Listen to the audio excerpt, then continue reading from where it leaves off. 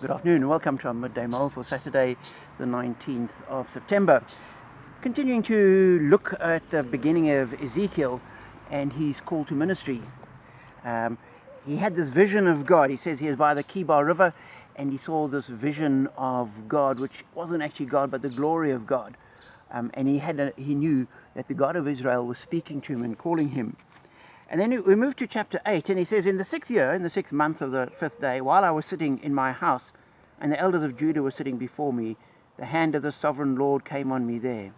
I looked and saw a figure like that of a man. From what appeared to be his waist down, he was like fire, and from there up his appearance was as bright as glowing metal. So clearly linking back to the original vision he had, this man then, he reached out to what looked like a hand. Again, note, what looked like a hand, it's the best description we have. Maybe it wasn't actually a hand, it looked like a hand.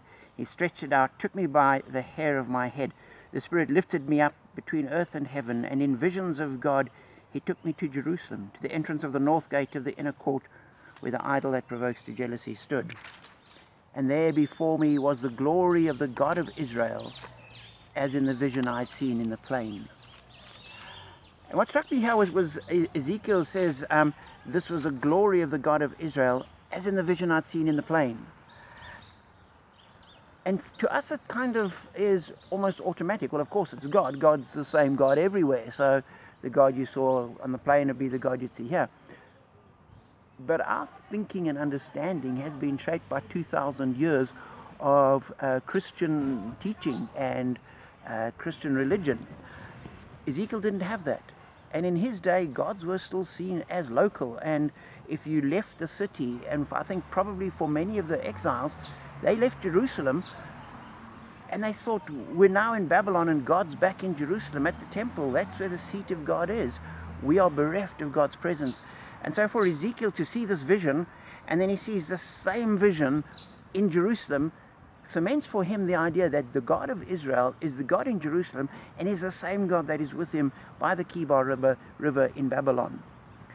And so that's God saying, I'm the same God everywhere. There is one God and I am in all places.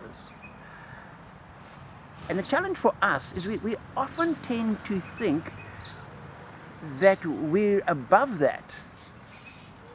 Whereas are the prayers that we pray in the supermarket the same as the prayers we pray in the church? If we have a morning prayer or quiet time, does the place we sit make a difference? As human beings, where we are and the environment does shape what we do, but very often our feelings end up being that God's more present in some places than others. And that is not true. Like Ezekiel, God is present everywhere. And we need to keep that in mind. And we need to appreciate the places where we feel closer to God. But we need to recognize it's us. It's not God. And so wherever you are, know that God is right there with you. Whatever you're going through, God is right there with you. And whether you can get to a church or not doesn't really matter, because the God of eternity, the God that is in Jerusalem, was the God that is by the Kibar River in Babylon, is at St.Luke's and is with you wherever you are. Know that, appreciate it, and be blessed.